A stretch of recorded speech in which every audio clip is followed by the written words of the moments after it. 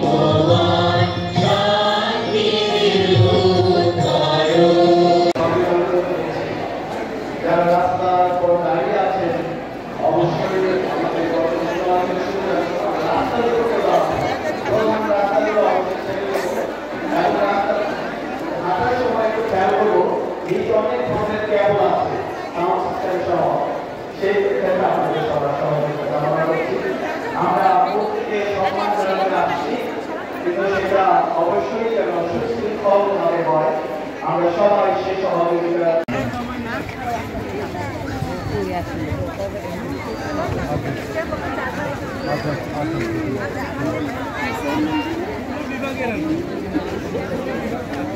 मेरी को अचंबनी तमसे से हो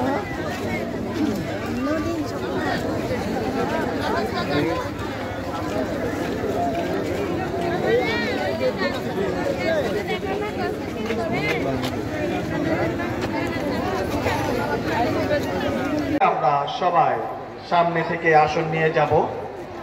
আর যারা বেদির সামনে বসতে চান, নিচে সুন্দর পাকা অবস্থায় চাটাই রাখা আছে, বিভিন্ন কার্পেট দেওয়া আছে।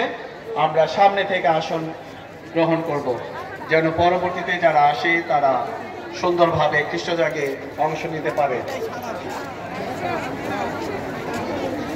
আমাদের মূল রাস্তায় কেউ দাঁড়াবেন না। আমরা স্বেচ্ছাসেবক ভাইদের অনুরোধ করি